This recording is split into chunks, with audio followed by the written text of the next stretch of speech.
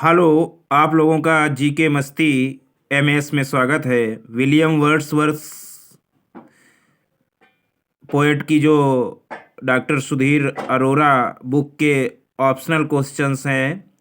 50 तक सीरीज 2 हो गई थी। सीरीज 3 में 51 से हैं आगे। आप लोग इसको देखिएगा, बहुत अच्छी सीरीज है और इनको आप सही से पढ़ लें तो इनसे हटके कुछ भी नहीं आएगा टीजी और पीजीटी। तो क्वेश्चन है 51। The prelude undoubtedly places Wordsworth the revolutionary Wordsworth, the man Wordsworth, the poet, and finally Wordsworth the high priest of nature। ये विचार किसका है? प्रिल्यूड निसंदेह रूप से वर्ड्सवर्थ को एक क्रांतिकारी विचारधारा दी, स्थान दिया, और वो जो है हाई प्रीस्ट ऑफ नेचर के अंत में कहे जाते हैं। ये प्रोफेसर हर्बर्ट रीड जी का विचार है, या प्रोफेसर सैमसन जी का विचार है, या कैम्पटन रिकेट का विचार है।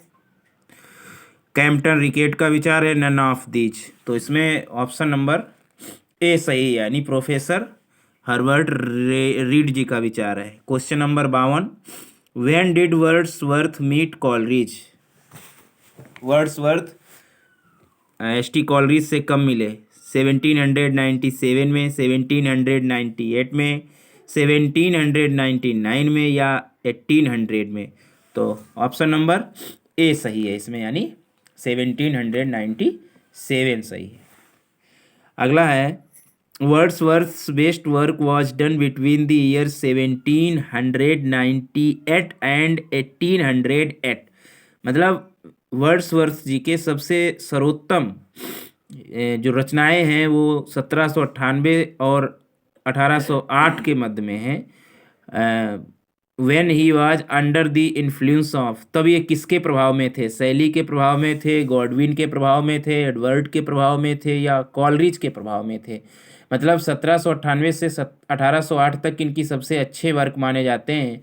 तो ये किसके प्रभाव में थे? ऑप्शन नंबर डी सही है, यानी कॉलरिज के प्रभाव में ये थे 1798 से 1808 तक। 54 questions. Who was Wordsworth great idol? इन्होंने अपना आदर्श किसको माना है? मिल्टन को, शेक्सपियर को, गॉडविन को, या नन ऑफ दिस? तो इन्होंने अपना आदर्श माना है मिल्टन साहब को।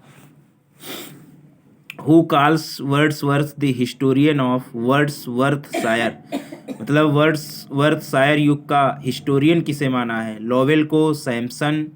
मतलब वर्ड्सवर्थ को हिस्टोरियन वर्ड्सवर्थशायर का कौन मानता है? लॉवेल साहब मानते हैं वर्ड्सवर्थ को हिस्टोरियन ऑफ वर्ड्सवर्थशायर का, या सैमसन जी, या कैम्पटन रिकेट जी, या नन ऑफ दीज?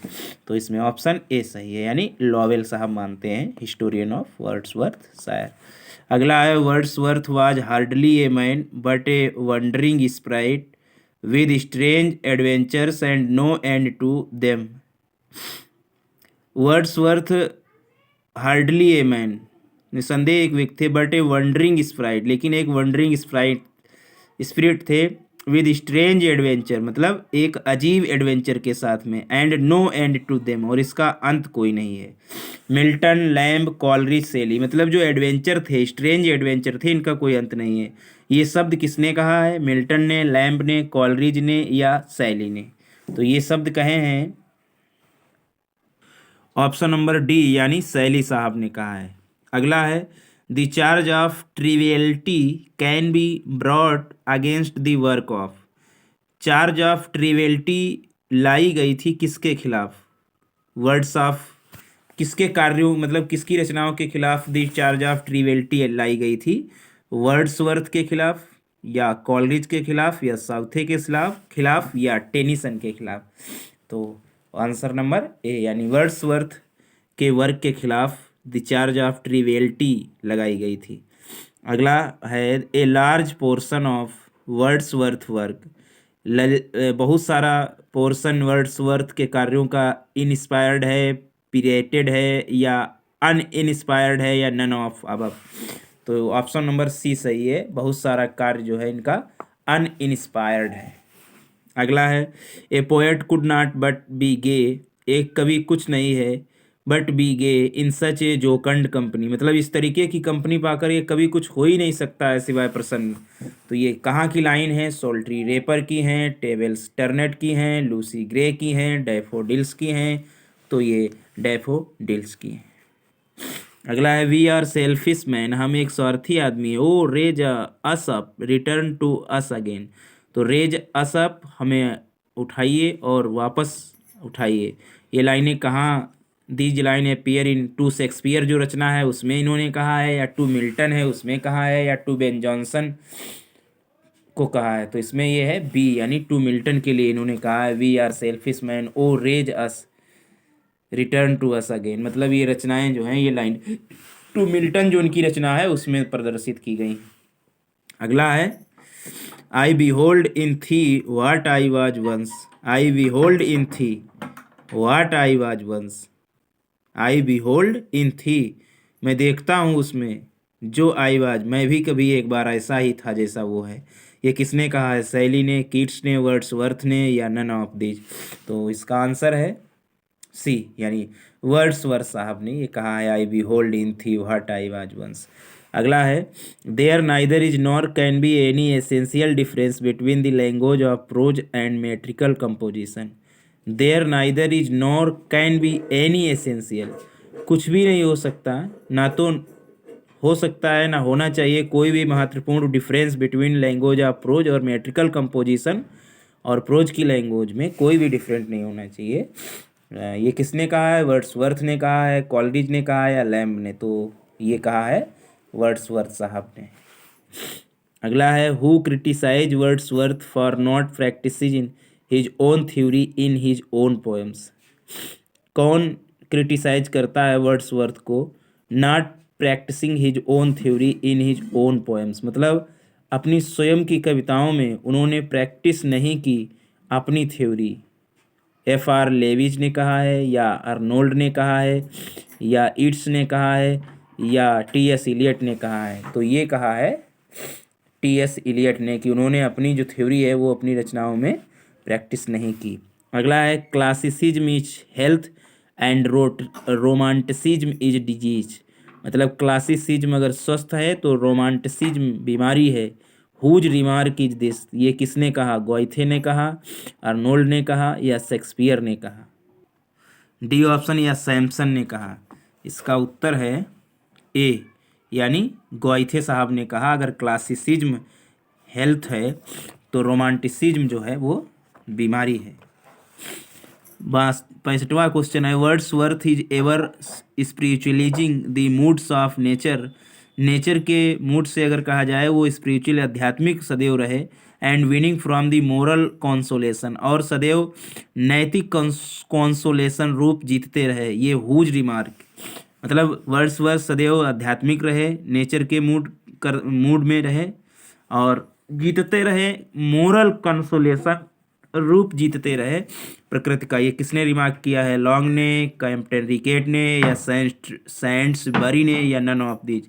तो ये है बी, यानी कैम्पटन रिकेट ने ये कहा है वर्ड्सवर्थ सदैव आध्यात्मिक रहे प्रकृति के साथ और जीतते रहे मोरल कंसोलेशन फॉर्म। अगला है Wordsworth had no marked style, उनके पास कोई भी मार्क्ड स्टाइल नहीं था अपना स्वयं का, ऑफ हिज ओन वेन, जबकि he seeks to have a style, जबकि उन्हें वो खोजते रहे style, he falls into ponderosity and pomposity, और इसीलिए वो किस में गए? Ponderosity and pomposity. ये किसने कहा है? अर्नोल्ड, मतलब उनके पास कोई स्टाइल नहीं था, उनकी कोई शैली नहीं थी, और वो शैली ढूंढते ढूंढते पॉन्ड्रिसिटी और पॉम्पोजिटी में गिरे। आर्नोल्ड ने कहा है, ये लॉन्ग ने कहा है, या रिकेट ने कहा है, या किसी और ने कहा है? तो ये कहा है आपका आर्नोल्ड साहब ने कहा है। अगला है who calls the immortality ode, मतलब इमॉर्टैलिटी ओड जो है उसे किसने कहा है? The high water mark of poetry, मतलब पोट्री का सर्वोच्च, हाई माने ऊंचा वाटर मार्क है। सैमसन जी ने कहा है इमॉर्टैलिटी ओड को high water mark of poetry, या एमरसन ने कहा है, या वाल्टर अलेन ने कहा है? तो इसका आंसर हो जाएगा बी, यानी इमरसन साहब ने कहा है। अगला है Wordsworth uttered nothing base, Wordsworth कुछ भी नीच उत्तर नहीं देते। Uttered nothing base, who said, ये किसने कहा है? टेनिसन ने, आर्नोल्ड ने, ब्राउनिंग ने, या नन ऑफ दिस? तो ये कहा है आपके टेनिसन ने कहा है वर्ड्सवर्थ अटर्ड नथिंग बेस। अगला है just for A handful of silver he left अस, उसने मुट्ठी भर जो भी हमारे लिए सिल्वर छोड़ दिया, लेफ्ट अस हमारे लिए, just for a riband to stick in his coat, और अपनी कोट में से जो भी उन्हें स्टिक रिवेंड कर दिया। These lines are about Wordsworth, ये लाइनें वर्ड्सवर्थ के बारे में है। ये किसने कही? मतलब चांदी छोड़ दी मुट्ठी भर और कुछ रिबॉन्ड छोड़ दिए अपने कोट से, ये किसने कहा? ब्राउनिंग ने कहा है द लोस्ट लीडर के पोएम में। टेनिसन ने मॉड में कहा है, या शैली ने प्रोमथियस अनबाउंड में कहा है, या इनमें से कोई नहीं? उत्तर है इसमें ए, ब्राउनिंग ने द लोस्ट लीडर में कहा है। अगला है Wordsworth is not always melodious, Wordsworth सदैव मिलोडियस नहीं है। That he is seldom graceful, जो कि वह एक सेल्डम ग्रेसफुल है। एंड ओनली ऑक्सनली इंस्पायर्ड, और वो अक्सर इंस्पायर्ड रहे, केवल अवसर आने पर इंस्पायर्ड रहे। वर्ड्सवर्थ नॉट ऑलवेज मिलोडियस, मतलब सदैव मिलोडियस नहीं थे हैं, और वो कभी कभी ग्रेसफुल भी नहीं है, और केवल ऑक्सनली इंस्पायर्ड हैं। तो ये विलियम जी लॉन्ग ने कहा है, या कैम्पटन रिकेट ने कहा है, या सैमसन ने कहा है, या इनमें से किसी ने नहीं? तो ये कहा है विलियम जे लॉन्ग, यानी विलियम जोसेफ लॉन्ग ने। He is the greatest poet of nature, वो एक महान पोएट है प्रकृति के। That our literature has produced, जो हमारा लिटरेचर हैज़ प्रोड्यूस्ड, उन्होंने प्रोड्यूस किया है। तो दिस इज ए रिमार्क, तो ये किसने रिमार्क लॉन्ग अबाउट, लॉन्ग ने किसके बारे में कहा है कि वह हमारे प्रकृति के महान कवि हैं, और आवर लिटरेचर हैज़ प्रोड्यूस, और हमारा लिटरेचर जिन्होंने प्रोड्यूस किया है। वर्ड्सवर्थ के बारे में कहा है, ये शैली के बारे में कहा है, अर्नोल्ड के बारे में कहा है। तो इन्होंने कहा है वर्ड्सवर्थ के बारे में कि वो सबसे महान कवि हैं प्रकृति के, और उनका हमारा लिटरेचर उन्होंने प्रोड्यूस किया है। अगला क्वेश्चन है 72, where does Wordsworth compare himself to an Aeolian harp, मतलब कहाँ वर्ड्सवर्थ ने स्वयं को एकोलियन हॉर्प की, एलियन हॉर्प से तुलना की है। इन दी प्रील्यूड में, इन प्रील्यूड में, या इन टिंटरना में, या कहीं नहीं?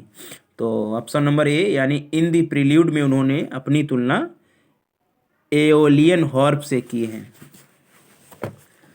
अगला question, where were the lyrical ballads appreciate more than in England, मतलब इंग्लैंड से भी ज़्यादा प्रशंसित लिरिकल बैलेट्स कहाँ रहा? अमेरिका में, इंग्लैंड में, इंडिया में, या नोवेयर यानी और कहीं? तो ये ऑप्शन नंबर ए सही है, अमेरिका में। अगला है who is absolutely without Homer according to Long, कौन निसंदेह रूप से बिना सम्मान के है? लॉन्ग के अनुसार कौन निसंदेह होमर के बिना है? शैली, कीट्स, साउथे, वर्ड्सवर्थ। तो लॉन्ग के अनुसार बिना होमर के है वर्ड्सवर्थ। 75वां और आज का अंतिम, Wordsworth gives you the bird and the flowers, उन्होंने चिड़िया भी दिए और फूल भी दिए। द वाइंड, और हवा भी दी। एंड द ट्री, पेड़ भी दिए। एंड द लीव्स, और पत्तियाँ दी। जस्ट एज दे, और ये इसके साथ साथ they are and in content to let them, और उनमें कंटेंट भी दिया। स्पीक देयर ओन मैसेज, और अपने मैसेज उन्हीं के माध्यम से उन्होंने दिए। ये विचार वर्ड्सवर्थ के बारे में कौन रखता है? रिकेट, सैमसन, सैंट्सबरी, या लॉन्ग? तो ये विचार रखते हैं लॉन्ग साहब कि उन्होंने फूलों के, चिड़ियों के, हवा और पेड़ और पत्तियों के माध्यम से अपने विचार दिए। तो ये तो सीरीज 3 हुई। धन्यवाद।